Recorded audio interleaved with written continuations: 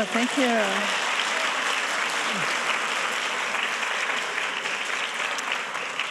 Thank you very much. It's always an honor and a pleasure to be here in this beautiful place. And it's not quite as much of a pleasure this year, though, I have to admit, because in New Jersey, it's about 65 degrees.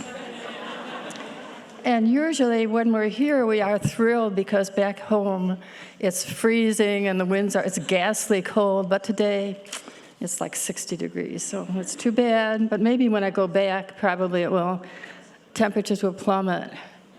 So I'm very happy to be here. I thought it was a very exciting topic, sports and literature. And I wrote something almost immediately. I've been working on The Afterlife of the Champion, focusing on Mike Tyson, who is really the only boxer whom I came to know, and I wrote quite a bit about him.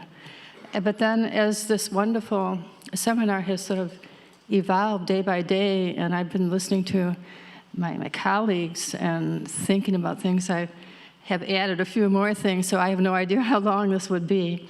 But I promise that I will summarize and move forward so that maybe we can have a wonderful conversation. The seminar is famous for being so well organized, as well as being in a beautiful setting, and the topics are always so provocative and stimulating. But I think notably the audiences are famous for being so perceptive and asking wonderful questions, so I will look forward to having a kind of conversation at the end of my presentation. So as I said, I was working on my thoughts about the afterlife of a champion, and then I listened to Jeff Dyer's brilliant keynote speech and was thinking about some of the ideas that he evoked. Just to have like a really short, like 1-2 minute overview of sports or sport. Jeff made some interesting distinction between sport, which is idiomatic in England, and sports, which is the way we speak of sports in this country. And then about boxing just a little bit, and before I go into the Tyson material. So I'm thinking of Nietzsche's remark that a talent must unfold itself in fighting. Nietzsche makes that remark. I think that he was, in the context, not necessarily speaking of fighting as boxing. He may have been thinking of wrestling, which is actually the first sport. He was thinking of the phenomenon of Greek competitiveness and Greek ferocity, what he called the contest, Hellenic contest, which could be warfare, it often was, but it could be sports, it could be these Olympic sports, in which so much energy and so much cultural, and I suppose one could say theological fervor went into it, because these were rites that were dedicated to the god Dionysus, I believe, or the gods in general. So if we were true to the origins of sports, we would have had a festival here that began with the sacrifices of some living things, with lots of blood and the tremors, and I don't know what kinds of feelings people have when they see a living being being slaughtered. But one would hope that they weren't always people, though we know that our ancestors millennia ago plundered and brought back enslaved persons, and they did believe in the sacrificial nature of rituals, and that this was very important to their culture. So I know that in some of the Olympic festivals, as many as 100 oxen would be slaughtered. I would think one would do. If we had a ritual sacrifice here, like one might be enough, but beyond that, the mind staggers, and we're almost recoiling and just failing to comprehend what had obviously gone through the minds of our ancestors. So anyway, sports has its origin in what Nietzsche called the contest, and he felt that our being, I suppose he was anticipating Darwinian evolutionary theory in that the fittest survive, and that there's something about the contest and competition that's pitiless, sometimes to the death, but not always in sports, because sports can be playful, and so there are winners, on the second and third place and so forth. So it's taking that primitive yearning to be the very best, but also to destroy your competitors, taking that yearning and civilizing it. So one would say that boxing is to civilization as fighting is to nature. So fighting and nature seem to be almost synonymous, and boxing is a very highly cultivated sport, I guess you would call it. I don't think of boxing really as a sport, but something a little bit like theater and myth, and it is a sort of ritual sacrifice. Then I was also thinking of William James's wonderful essay, his very famous essay of 1906, which I reread. I always have gone back to it often. William James, you've all read this at some point in your lives, I think. The moral equivalent of war.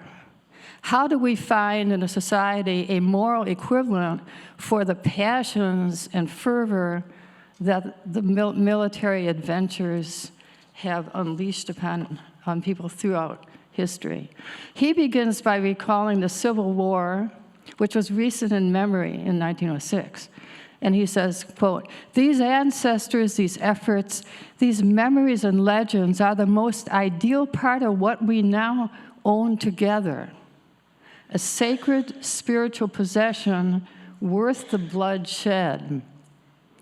I'm not sure that we'd all agree with that, but maybe that's just a fact of culture. To humankind, by which William James really meant men, for it was a male audience he was addressing, quote, "The horrors make the fascination. War is the strong life. It is life in extremis. War taxes are the only ones men never hesitate to pay." So I think we should just shift that a little. James goes on to speak of different things that might be morally equivalent to war. And we could just, extreme sports is the strong life. It's life in extremis. And paying admissions for sporting events is one thing that men will do without hesitation. He's just sort of changing some of his vocabulary. Then he speaks for a while of ancient Greece, as I was a few minutes ago.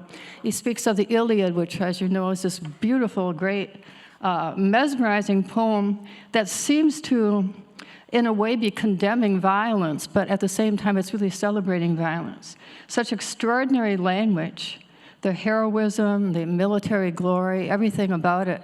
It's the very height of what James meant by the strong life, the heroic life. And even though we can read the Iliad and see that it's a condemnation of violence, at the same time, there it is, one of the great works of all literature. They weren't knitting, and there wasn't a sewing circle. These men were killing one another in the most extravagantly described manners. You sort of see the great pulse of life is the strong life that seems to have very little to do with civilization. So the search for a moral equivalent of war, obviously, sports would be that for many people. And I'm going to read a little from my book on boxing because I talk about a very sort of ancillary subject that I'm not sure anybody spoke about because I wasn't at every session, but maybe somebody else did anticipate this. Boxing as deep play, and one could certainly say football is deep play too, where you don't really know whether you're going to survive. I mean, you probably will. You sort of take the odds, like tossing the dice, But there are many other sports like this downhill skiing and sports car racing. You don't really know that you're going to survive this contest. So I'm talking about taboo. And taboo is sort of these little flames that are lingering at the periphery of our consciousness.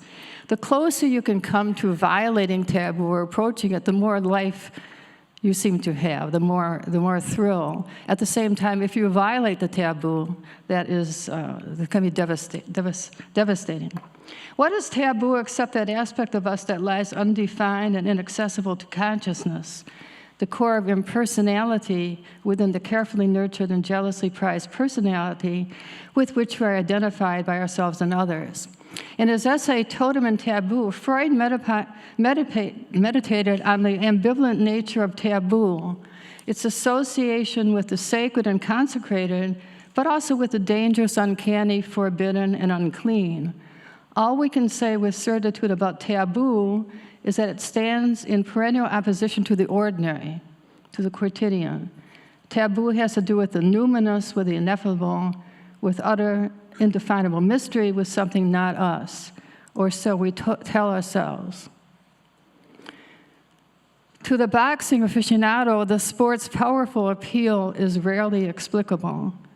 It seems to be rooted in its paradoxical nature, the savagery that so clearly underlies yet is contained by the myriad rules, regulations, traditions, and superstitions.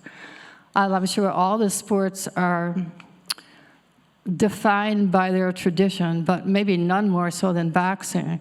Most people who are interested in boxing, and that did at one time include Mike Tyson, they know all about the history. They're just really infatuated with the history of boxing. Just a boxing match in itself is of very little interest to many people who are themselves involved in the history of boxing because it's so superficial and ephemeral. What they're really interested in is this long tradition. It seems to make the quotidian that which is uncanny, dangerous, forbidden, and unclean. It ritualizes violence, primarily male violence, to the degree to which violence becomes an aesthetic principle. Maybe other people have talked about violence. The sort of violence in sports is always waiting. You know, there's some sports like ice hockey, I think, Canadian hockey, that it's just so exciting because some horrible thing is possibly going to happen very soon, and if it doesn't happen, perhaps people are a little disappointed. At the same time, then people say, oh, this is so terrible. You know, it's just paradoxical. I'm not really suggesting that people are hypocritical. I think that's a superficial judgment. I think as Nietzsche saw, that it's a very deep and primordial principle of human nature, these paradoxes. So men's bodies, or rather their highly trained employment of their bodies, become instruments and not mere flesh like our own, like civilians. That a man as a boxer is an action and no longer a man, or not significantly a man, puzzles those of us who feel ourselves fully defined in any of our actions. In other words, we don't have another zone that we can go into where we do all sorts of things that we can't do out here. Most of us inhabit just one ethical zone. The romantic principles of existentialism in its broadest, most vernacular sense have much to do with one's volition and will in creating oneself as an ethical being by way of freely chosen actions, and we believe that we have free choice. Boxing, more than most contemporary American sports, clearly inhabits a dimension of human behavior one might call meta-ethical or meta-existential. There's no evident relationship between the man outside the ring and the man inside the ring. Then I talk about a number of boxers whose personalities are very different when you encounter them socially than the way they are in the ring. Of course, it depends upon when you encounter them socially.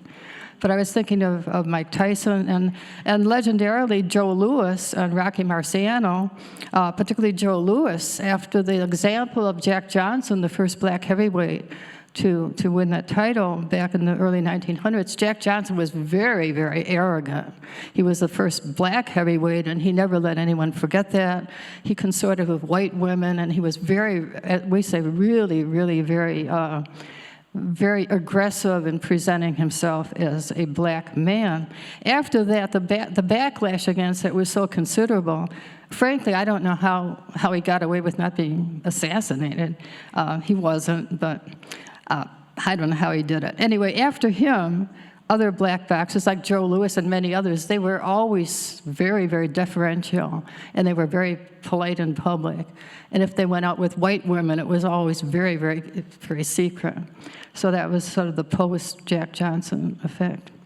So anyway, you see the man in the ring when he's ferocious and really like a killer.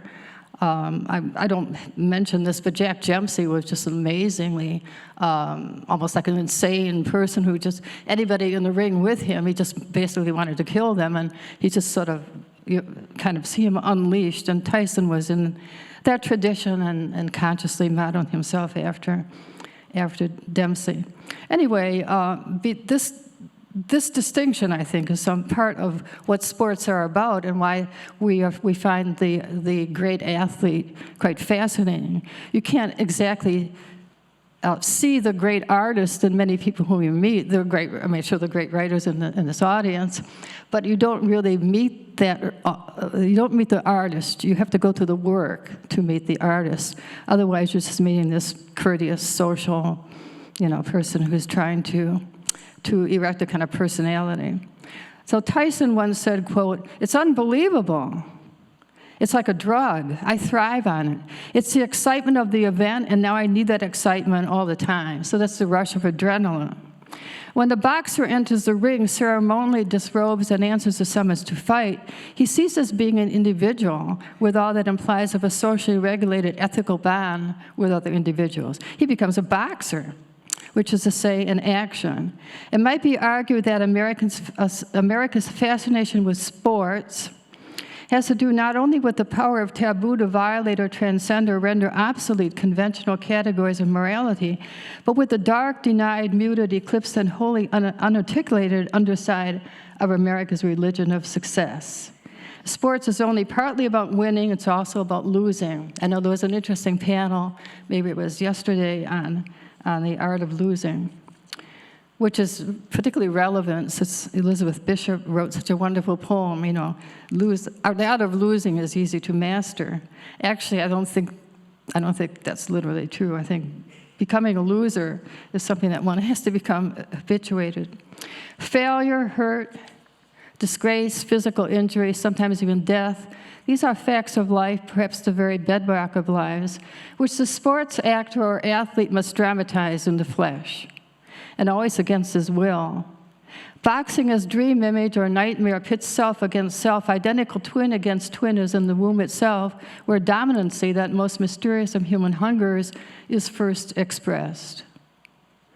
Its most characteristic moments of ecstasy, the approach to the knockout, the aftermath of the knockout, and by way of television replays, the entire episode retraced in slow motion as in the privacy of a dream, they're indistinguishable from obscenity and horror. I'm sure that very few people in this audience, because you're also civilized, I'm sure very few of you have seen a live boxing match. You may have seen some on television or in films. There's a profound difference between to be in the room with people actually fighting and just to see it on television. Particularly if you see it in a film, you've seen something that has happened in the past and you know the outcome, so you're not caught up in this horror. And also, when you're seeing a live boxing match, I've only seen about 5 or 6, you don't know what's going on either, because you don't hear the mediated voice that makes it all very accessible and kind of sane, because you might have 3 commentators who are, mediating it for you, and whatever you're seeing is given that expression so that you have a vocabulary to contain it. But when you see a live boxing match, if it's a very ferocious match, like the sorts of fights that Mike Tyson had, you're sort of sitting there staring and you don't exactly know what's going on. And good boxing, by which I mean someone like Muhammad Ali, he was just very rapid, everything he did was very fast, at least for much of his career. The faster they are, you can't see what they're doing. And the opponent can't see it either. That's why people get knocked out. The blow that knocks you out is the one you can't see coming. It's true in life also.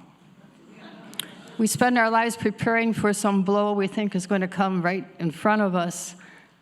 It doesn't. It comes in a way that we weren't anticipating. So, and then I have some wonderful quotes. Boxers have made wonderful quotes. So many of them really introspective. This is a quote from Sugar Ray Seals in 1972, quote, he went blind. He was a veteran of 400 amateur and professional fights. And then some amateur boxers wear the headgear, but the dark joke is the headgear doesn't help. It doesn't make any difference at all. He said, quote, "I went into the wilderness and fought the animals there, and when I came back, I was blind."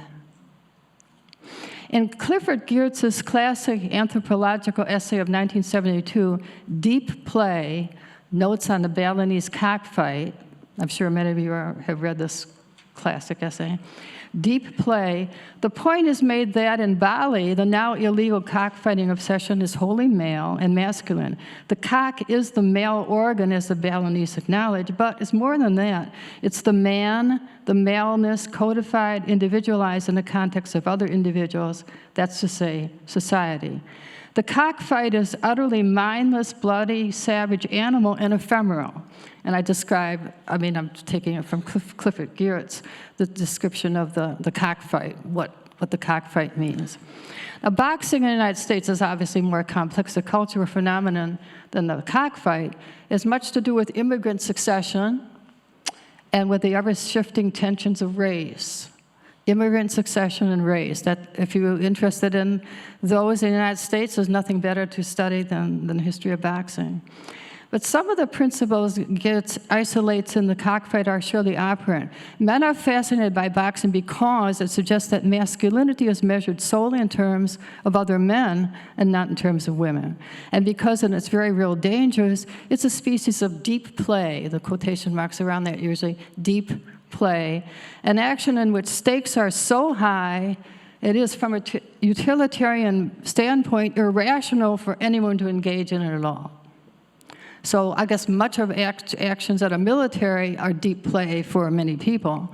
The stakes are so high in this play that you're indulging in that it's irrational to do it at all. However, as Freud might have said, there's no practical reason for beauty either, but life seems not worth living if we don't have beauty.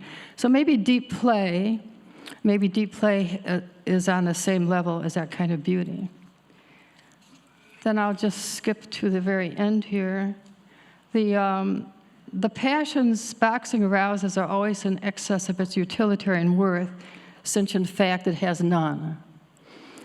I'm not a person who thinks that sports has a great deal of value, and if we got rid of all the football programs at the universities and colleges in the United States and put all the money into scholarships and faculty salaries and libraries, it might not actually be a bad idea.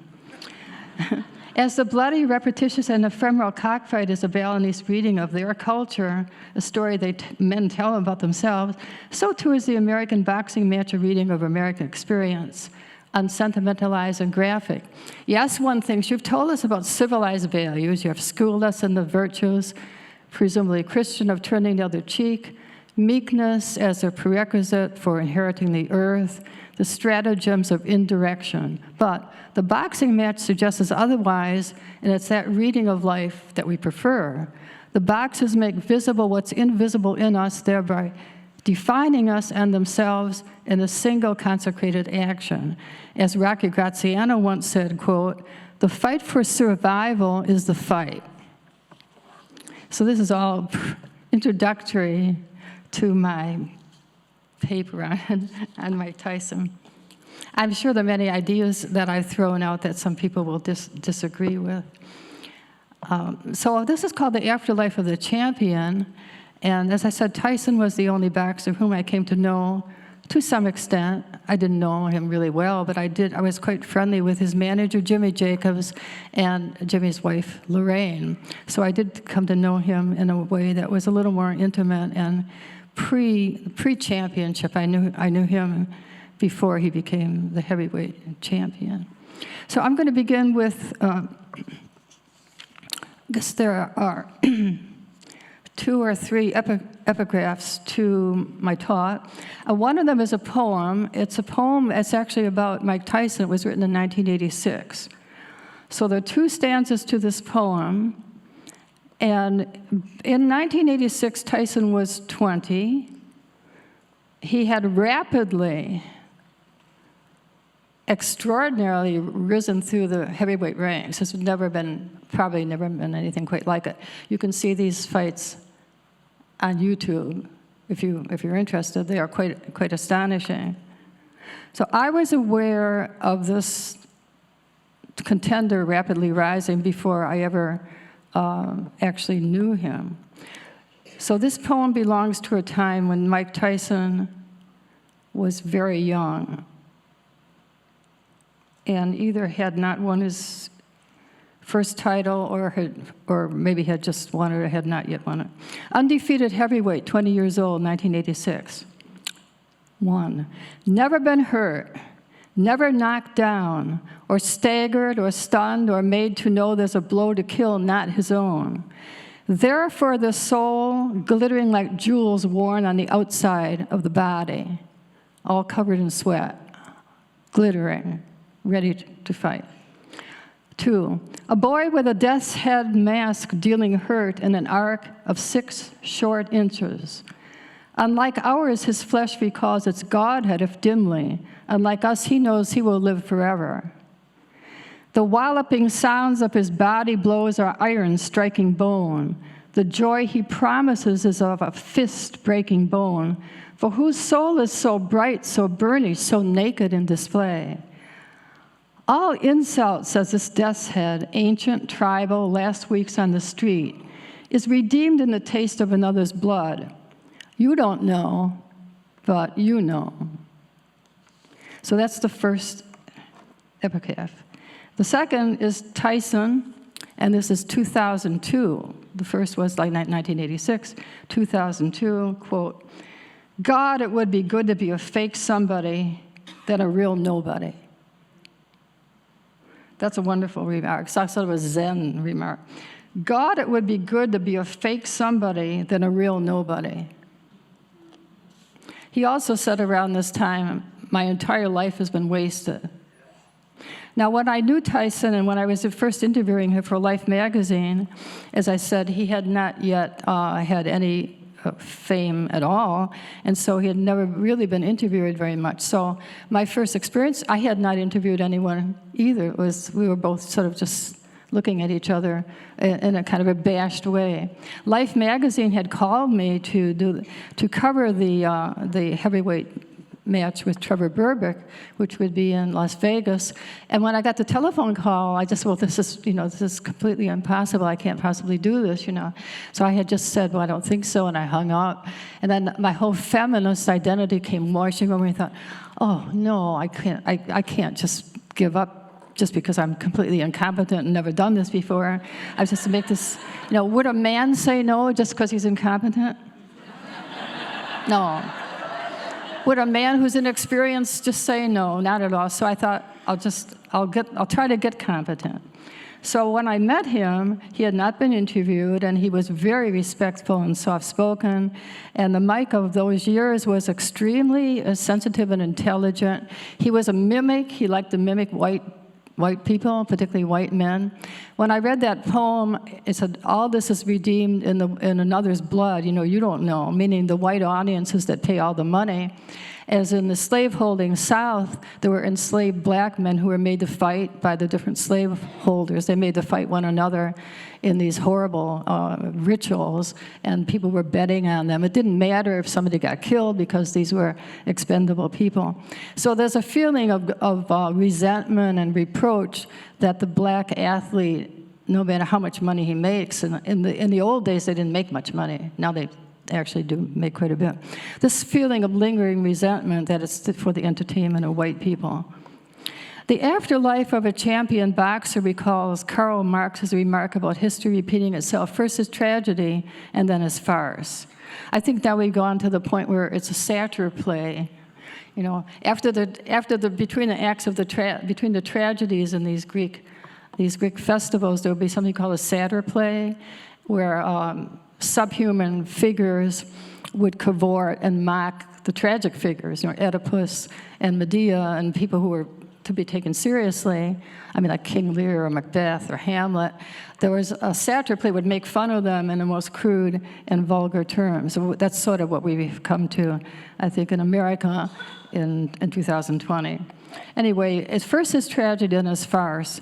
Even when the boxer manages to retire before he has been seriously injured, it's not unlikely that repeated blows to the head will have a long-term neurological effect, and the cumulative assault of arduous training and hard-won fights will precipitate the natural deterioration of aging.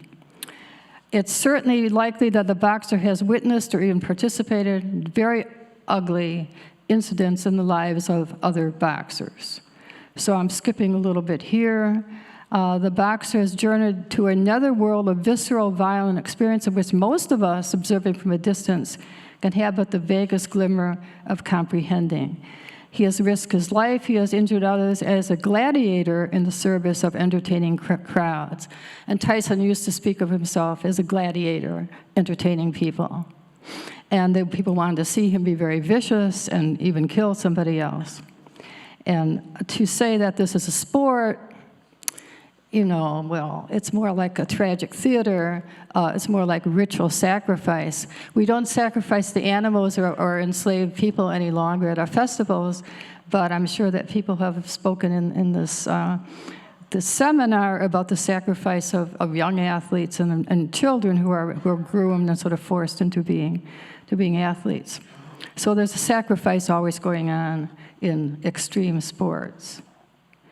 And then the talk, after somebody has had a terrific career, a boxer has risked his lives, he has made millions of dollars for other people often, sometimes for himself. But very often, the boxer is near penniless when he retires, and sometimes in debt to the IRS, like Joe Louis. And he has to declare bankruptcy. Joe Louis, Ray Robinson, perhaps the greatest boxer who ever lived, Ray Robinson, Leon Spinks, Tommy Hearns, Evander Holyfield, Mike Tyson, among others. Then I have a little footnote of Tyson. In 2003, after having earned between $300 and $400 million, he declared bankruptcy with $23 million in debt and $17 owed in back taxes. So if you think things are bad with you, $17 million in back taxes, and I know those taxes are, the interest is audited, I think, every day. The interest is mounting. It's ironic, then, or perhaps inevitable, that the afterlife of the champion boxer so often replicates the tragic role in farcical form. Recall Joe Louis, one of the greatest heavyweights in history, ending his career with two horrific, ghastly defeats at the hands of younger boxers. And then he had a brief interlude as a professional wrestler, which I think Tyson might be doing now, a professional wrestler, then impersonating himself as a greeter in a Las Vegas casino. Recall the ghastly comedic effect of former middleweight champion Jake LaMotta, brilliantly portrayed by a bloated Robert De Niro at the beginning and at the end of Scorsese's Raging Bull, probably the greatest film made about boxing, in smoke-filled nightclubs. Max Baer, Rocky Graziano, Sugar Ray Robinson, Marvin Hagler, Hector Camacho, among others, pursued careers in films or on television with varying degrees of success. Arguably the greatest of heavyweight champions, unmatched in his prime for spectacular ring performances, Muhammad Ali, too, ended his career after a succession of humiliating and battering defeats, exploited by his de facto manager, Don King, and badly in debt. In his visibly diminished state, afflicted with Parkinson's disease, and unable to speak, Ali was frequently displayed on public occasions. Often in formal attire, he'd be dressed in a tuxedo. His face impassive as a mask. He could not respond to the chant of crowds, Ali, Ali. So I remember, I'm embarrassed to say that I had won the Norman Mailer Achievement Award, and this Norman Mailer event was the men were in tuxedos, a sort of like a real macho gathering. And there I was. I'm not sure really why I was there, but anyway, so they had this alcove with drapes over it, and then they opened it, and there was Muhammad Ali sitting there like a mannequin. He was alive, but his face was frozen. And everybody starts cheering and chanting, Ali, Ali. And I think it was not inexpensive to come to this event. I mean, I think it was fairly costly. It was a banquet. And so then you could have your picture taken with him. So it's part of what you were paying for. So anyway, his wife and handlers claimed that he could hear it and that he enjoyed the public's exposure. And who knows, he may in fact have enjoyed it. One of the reasons I was writing about this is I won't mention the name. I'm probably just running out of time. So I have 5 hours here. But this summer I was at the Boxing Hall of Fame induction ceremony, and I wasn't inducted, but Marvin Hagler was there. I think he was already in it, but a number of people were inducted. And one boxer there, I'm not going to say what his name is, but he was such a wonderful boxer around the time that Tyson became heavyweight champion. He was so quicksilver, he was so fast, he was really he had won some championships. And I saw him there, and I had such a thrill of memory of how wonderful a boxer he had been. And so I sort of walked toward him a little bit, and he kind of looked around, and I saw in his eyes this glazed look of brain damage. He had no idea where he was, I'm sure. He was brought up there, he was propped up, he was walking around, and I thought, I just felt, maybe I did start to cry. I mean, it's really heartbreaking. To see someone that you have known who's such a great, he was so wonderful. Anyway, I'm not going to say his name because he's still living. Now, Tyson, as far as I know, and I can't really say that much about Tyson, I haven't seen him in years, I don't think he has had that kind of effect. He was probably not hit as hard. He was very ignominiously knocked out a few times, but he probably doesn't have the brain damage that some of these other people have had. So Tyson, at 20, the youngest heavyweight boxer champion in history, in the early years of his career, a worthy successor to Ali, Lewis, and Jack Johnson, managed to reconstitute himself after his retirement from boxing in 2005 into a bizarre postmodernist replica of the original Iron Mike, subject of a video game, cartoons, and comic books. Cocaine-fueled caricature himself in the crude Hangover films, which I haven't seen.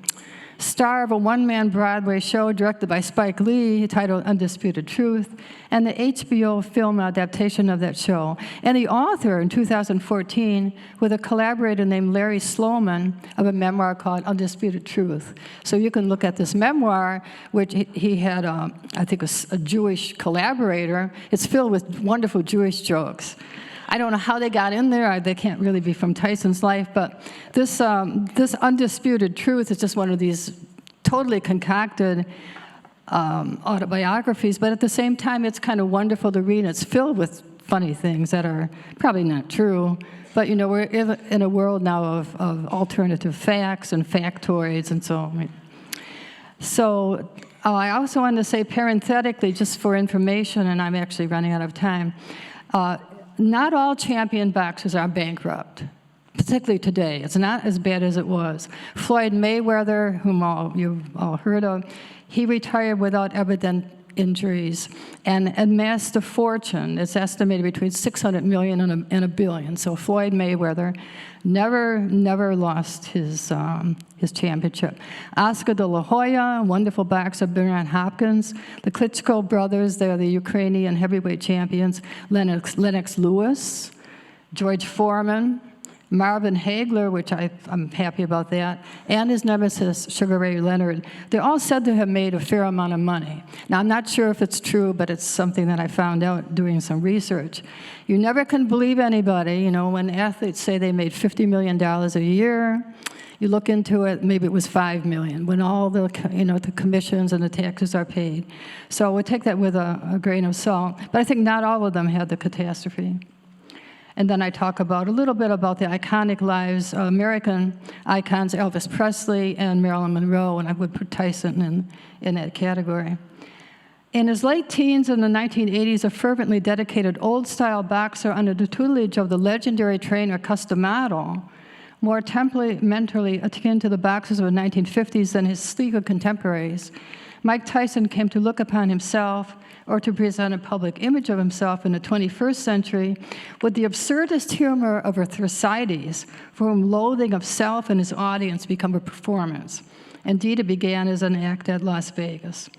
What has his professional life been, Tyson suggests in interviews, but that of the black gladiator performing before predominantly white audiences, crazed and dangerous, screaming in self-parody at a press conference, quote, "I'm a convicted rapist. I'm an animal. I'm the stupidest person in boxing. I gotta get out of here. I'm gonna kill somebody. I'm on this Zoloft thing, right? But I'm on that to keep from killing you all. I don't want to be taking Zoloft, but they are concerned about the fact that I'm a violent person, almost an animal. And they only want me to be an animal in the ring." This is sort of press conference he was giving. Very different from the way he was when I interviewed him for Life magazine. It's like we both were children together. So I guess I don't have time to talk about all these exciting things that I put together. I talk about the importance of time in boxing, how important it is that the prize fights used to be quite long. You know, then when Tyson came along, fights became shorter and shorter. He had 30-second fights.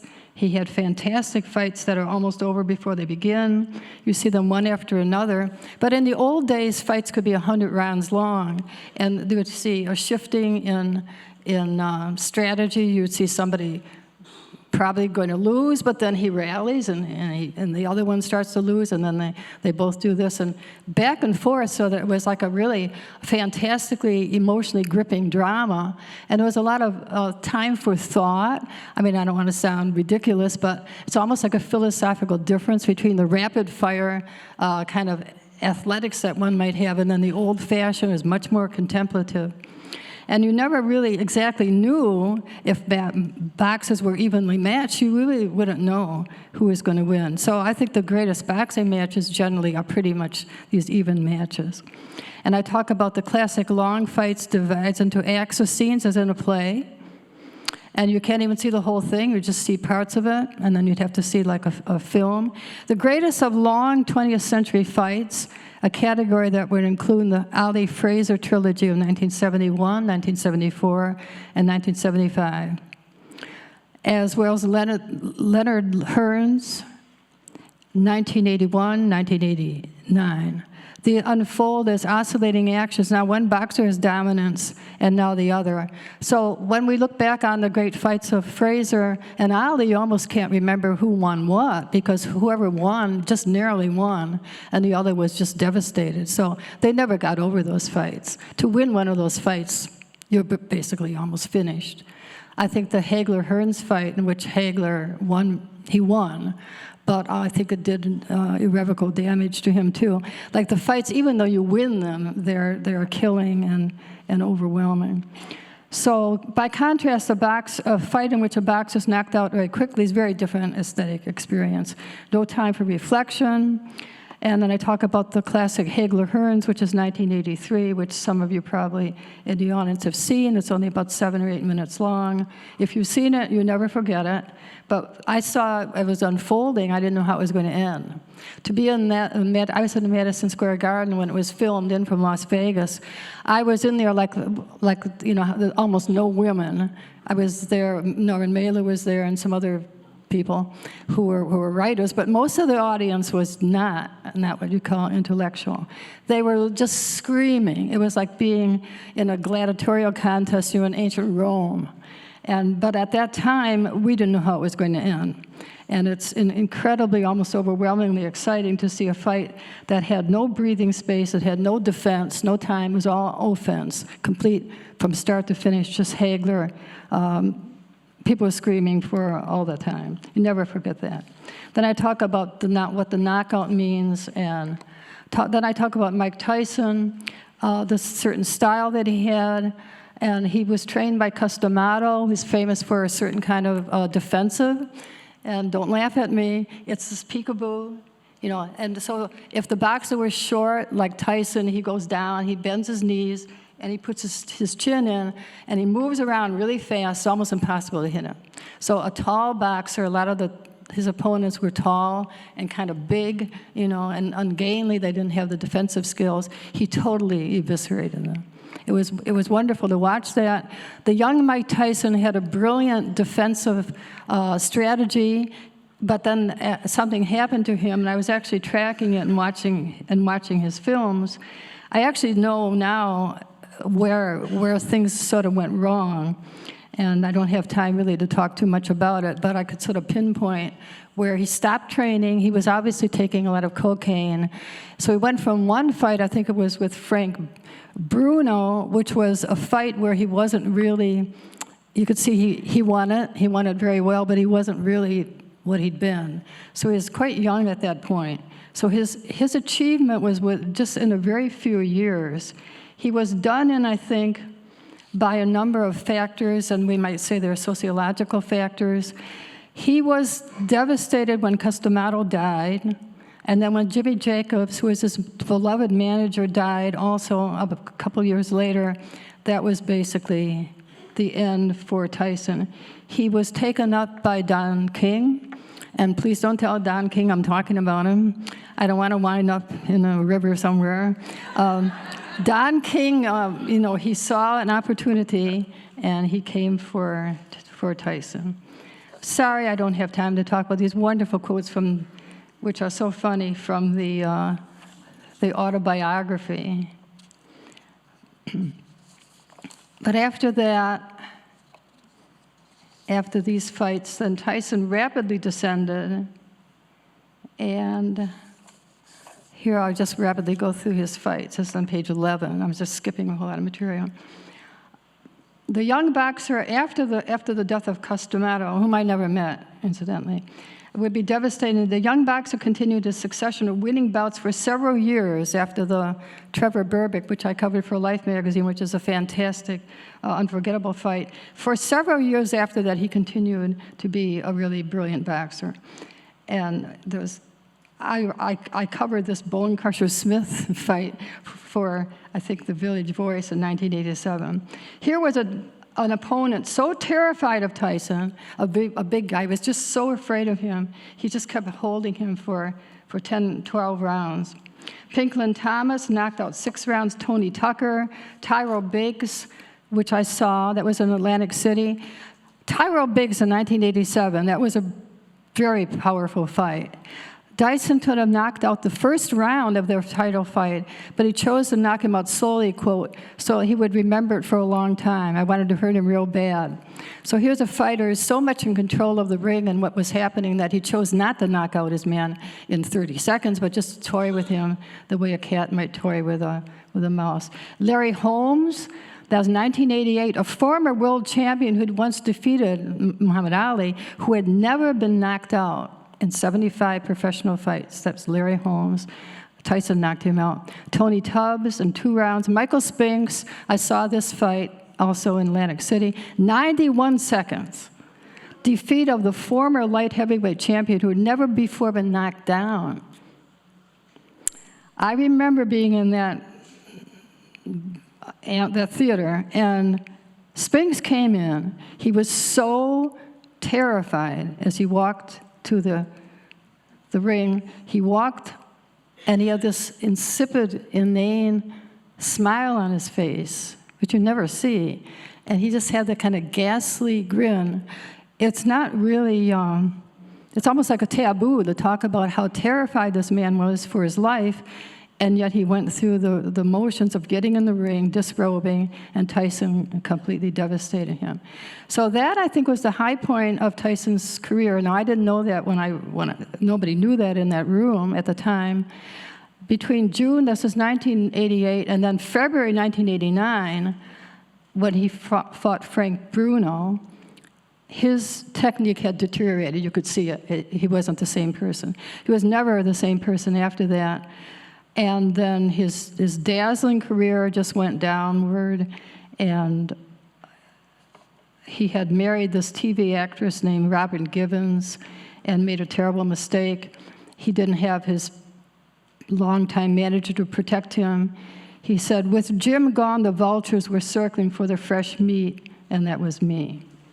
And he was exploited.